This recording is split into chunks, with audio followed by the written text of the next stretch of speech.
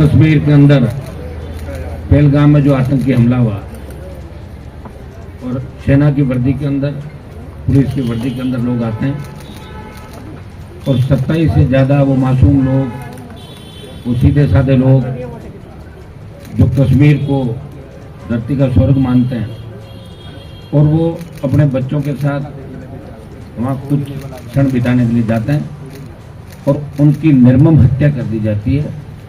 मैं तमाम जो भी मृतक हैं उनको श्रद्धांजलि अर्पित करता हूँ।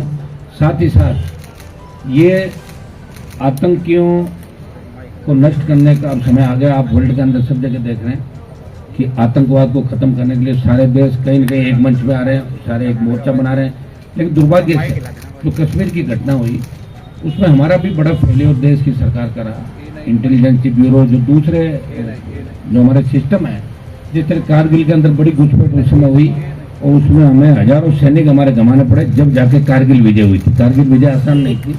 तो इसमें भी अगर सरकारी तंत्र बड़ी संख्या के अंदर पहलगाम में पर्यटक आते हैं, वहाँ सरकारी तंत्र अगर ठीक से काम करता और जिस तरह बाद में आनंद फानन में नेताओं की एंट्री हुई, वहाँ पे श्रद्धांजलि दी, नेता गए, अगर ये सारी चीजें पहले से होती और पर्यटकों की जनसंख्या ज्यादा होती है, गुलमर्ग पहलगाम के जो इलाके हैं वहाँ सही ढंग से अगर तैनाती, क्योंकि सबसे ज्यादा मिलिट्री, पैरामिलिट्री सबसे ज्यादा श्रीनगर, जम्मू कश्मीर और अपने उन बॉर्डर के इलाकों के अंदर कहीं कहीं शुरुआती दौर से ये झगड़े चल रहे हैं। अगर सरकार चाहे तो क्या नहीं हो सकता। पंजाब के अंदर जब आतंकवाद खत्म हो सकता है तो कश्मीर की समस्या का भी समाधान होता है। इसके अंदर खाली बड़े बयान दे रहे थे, प्रधानमंत्री जोशी के बयान दे रहे हैं कि अब वो होगा, ये होगा, रोज हम देख रहे हैं 10 साल से वहीं बैठे हैं। अगर करना ही है तो सरकार को आतंकियों को खत्म करने के लिए पीओके पे कब्जा करने की दिशा में कदम उठाना। तो एक दिन होना ही, आज नहीं तो कल, तो वेट किस बात का। ये हमारी तरफ से एक सांसद की, आम आदमी की एक पीड़ा है कि अब देश का जवान, देश का किसान, देश का सब समाज ही चाहता है कि पाक कश्मीर पूरा ही भारत का अंग बने, पीओके नहीं रहे, पीओके की जगह भी हिंदुस्तान का झंडा वहां फहराए। ये मांग सबकी तरफ से। आज जिस विषय के लिए मैंने आपको आमंत्रित किया, आज राजस्थान का जवान भजनलाल जी की सरकार आने के बाद एक उम्मीद राजस्थान के जवानों के अंदर जगी थी, छात्रों के अंदर जगी थी कि पिछली समय जब भारतीय जनता पार्टी सड़कों पे कांग्रेस की भर्तियों के खिलाफ आंदोलन कर रही थी और भजनलाल जी से लेके, भजनलाल जी तो उस समय बड़े नेता नहीं थे, लेकिन भजनलाल जी से लेके जितने भी बड़े नेता थे भारतीय जनता पार्टी के, जो मुख्यमंत्री के दावेदार थे, वो कभी शिवलाइन फाटक पर प्रदर्शन कर रहे थे, घोषणा पत्र के अंदर बात रखी कि हमारी सरकार जैसे ही बनेगी हम आरपीएससी का पुनर्गठन करेंगे।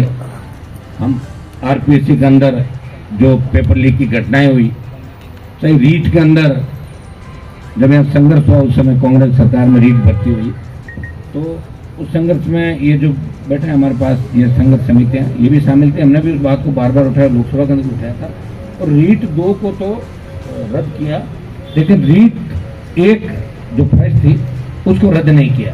तो कितना बड़ा आप धोखा दे के राजस्थान की जनता के साथ गहलोत सरकार ने, एक पेपर को तो रद्द कर रहे हो और दूसरे को नहीं कर। तो रीट लेवल फर्स्ट को रद्द करने की बात भी हम लोगों ने उठाई। बीजेपी ने बात उठाई थी कि अगर हमारी सरकार बनी तो रीट लेवल फर्स्ट को भी हम रद्द करवाएंगे, एसआई भर्ती को रद्द कराएंगे और एसआई भर्ती के साथ साथ पीटीआई 2022 की जो भर्ती है उसमें करीब करीब 90% डिग्रियां बाहर के विश्वविद्यालयों से बीपीएड की, आपकी दूसरी डिग्रियां लाके, और बच्चे यहाँ पीटीआई बन गए और बड़े गिरोह राजस्थान के अंदर। कोई सोच नहीं सकता कि राजस्थान की ये दुर्दशा हो सकती है।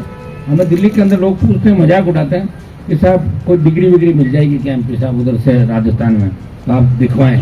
तो कहाँ, तो हमारा एक बहुत बड़ा राजस्थान का रुतबा था, लोग कहते हैं बिहार यूपी से फर्जी डिग्रियाँ आ रही है। अब सारी फर्जी डिग्रियों का, गैंगवार का, अपराध का अड्डा राजस्थान बन गया। तो राजस्थान के सम्मान की भी बात है। और ये पीटीआई के साथ साथ आपकी हेल्पर की ले लो, आपकी जो वन विभाग की भर्तियाँ थी, जैन की भर्तियाँ थी, 2018 से लेकर 2023 के अंदर गहलोत राज में सबसे बड़ा जो घोटाला हुआ वो रीट के अंदर भी बहुत से बड़े मगरमच्छ पकड़े जाते ईडी की भी एंट्री हुई ईद के अंदर। आप देखा कांग्रेस के बड़े नेताओं के यहाँ कलाम कोचिंग सेंटर पे छापा पड़ा था। लेकिन होता क्या, जब ईडी रवाना होती है ना, उससे पहले ही समाचार पहुंच जाता है लोगों के पास कि ईडी कल आने वाली, तुम्हारे तो कागज पांडे इधर उधर कर लेता। हमने बजरी माफिया के खिलाफ बड़ी लड़ाई लड़ी थी और बजरी माफिया कहीं कह रहा था कि मुझे पहले ही पता लग गया कि ईडी आने वाली, इसलिए मैंने सामान इधर उधर कर दिया। ये सही बात है और ये कौन करता है आप भी जानते हैं। ये देश किल परिस्थिति से गुजर रहा है, जातीय नेटवर्क, दूसरी तरह की व्यवस्थाएं, तो इन व्यवस्थाओं को बदलने के बहुत लंबा समय लगेगा। और अकेले व्यक्ति लड़के या राजस्थान में बदलाव इसलिए नहीं कर सकता कि राजस्थान में दो ही पार्टियां लगातार रही है, कांग्रेस बीजेपी। आज आप देखिए 1.25 साल के अंदर कांग्रेस पार्टी तमाम मुद्दे भूल के अपना टाइम पास करे, पंचायत राज के चुनाव में लग गई कांग्रेस। भूल गई कांग्रेस कि हमारी और भी कोई ड्यूटी है। भजनलाल सरकार के अंदर जिस तरह असफलताएं 1.25 साल के अंदर चली, जिस तरह भजनलाल सरकार को कौन चला रहा है, कितनी जगह पावर सेंटर बने, दिल्ली में 2 पावर सेंटर है, तो यहाँ अलग से पावर सेंटर 3 जगह, अफसरों का अलग हो गया, संघ कार्यालय अलग हो गया, खुद का अलग हो गया। 5-5 जगह से मुख्यमंत्री अगर चल रहे हैं, उनको पता ही नहीं मुख्यमंत्री को कि मेरा आज का दिन क्या कार्यक्रम रहेगा और कल क्या रहेगा। कहीं खरबूजे काट के खिला रहे हैं, कहीं इनसे कोई माहौल थोड़ी बनेगा राजस्थान के अंदर। सब जानते हैं भजनलाल जी के अंदर कितना बचपना है। राजस्थान के बच्चों को अगर जाके पूछना है, भजनलाल जी हंसने लग जाते हैं। बच्चे ये कहते हैं कि हमें भजनलाल मत कहो और कुछ भी कह दो। ये मजाक एक राजस्थान के अंदर बन चुका है। आप अगर नहीं मानो तो मीडिया वाले के इस बात को मजाक कहते हैं, हनुमान जी ने मजाक कर दी। आप पूछ लो रोड चलते बच्चे को कि आप भजनलाल बनोगे, बोले मैं भजनलाल नहीं बनूंगा और कुछ बनूंगा। ये हालात राजस्थान की, मैं नहीं कह रहा हूँ, ये पूरा राजस्थान और देश चीख चीख के कह रहा है, क्योंकि उनकी कथनी और करने के अंदर कुछ भी नहीं। जब पूर्व मुख्यमंत्री ने क्या बयान दिया, बताओ, वसुंधरा जी का बयान था कि पानी को लेकर अफसर सो रहे हैं और जनता त्रस्त है। आनंद फान के अंदर इन्होंने मंत्री के और कुछ अधिकारियों ने कार्रवाई की, मंत्री को डांट पिलाई। तो जब इनके लोग ही संतुष्ट नहीं है और जिस तरह बीजेपी गुटों में बंटी है, तो इन बच्चों की कौन सुनेगा? कौन इन नौजवानों के जो गाँव है इन पे मरम पट्टी करेगा? आज दुर्भाग्य से मुझे लग रहा है कि राजस्थान के अंदर सिर्फ एक ही जंग चल रही है कि 5 साल हम और 5 साल हम, इनके पापों पर पर्दा डाले हम और इनके पापों पर पर्दा डाले हम। ये स्थिति है। और ये समय समय पे आप लोग ये भी कह रहे हैं, मुझे आप ये भी कह रहे हैं थर्ड फ्रंट बना तो नहीं, तो उसका मेरे पास इलाज ये कि मैं लड़ सकता हूँ। अब राजस्थान की जनता, जवान, किसान कब जागरूक होगा, उस तक समय लगे, क्योंकि यहाँ थर्ड फ्रंट का रहा नहीं राजस्थान में। दूसरा हम स्टेट देखते हैं तो करीब स्टेट के अंदर गुजरात राजस्थान को छोड़ दें तो हर स्टेट में तीसरी चौथी पार्टियां राज कर चुकी है, राज कर रही है। सत्ता का बैलेंस रहता है वहां पे, किसी पार्टी की दादागिरी नहीं चलती। यह दुर्भाग्य से होता, करोगे क्या बताओ मुझे? हाई कोर्ट, सुप्रीम कोर्ट, जिस तरह सुप्रीम कोर्ट और उपराष्ट्रपति के बीच जंग चल रही है, तो सुप्रीम कोर्ट, हाई कोर्ट इस बात को क्यों नहीं कर रहा है? ऐसा ही भर्ती रद्द होनी चाहिए। कोर्ट को मना कौन कर रहा है? मंगा के करते रहते हैं। स्वतंत्र संज्ञान ले ले, कोर्ट को तो सारे पावर है, लेकिन कोर्ट ऐसे काम नहीं करेगा। दूसरे मामलों में उसको बुलाया, तलब किया, 24 घंटे बिठाया, 12 घंटे खबर बनाई, खबरें बनने तो काम नहीं चलेगा। हो क्या रहा है?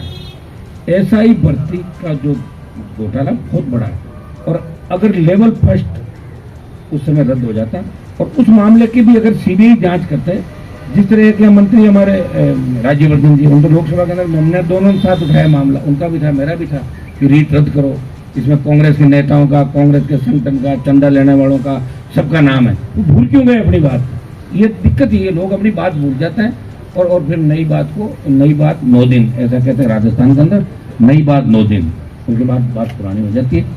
तो रीट के अंदर भी अगर ईडी सीबीआई को जांच देते तो रीट में कांग्रेस के नेताओं के साथ साथ कई ब्यूरोक्रेट अंदर होते, कई मुख्यमंत्री के दावेदार पकड़े जाते रीट के अंदर, भर्ती में शिक्षा विभाग का जो उस समय का सिस्टम था, लेकिन नहीं हुई।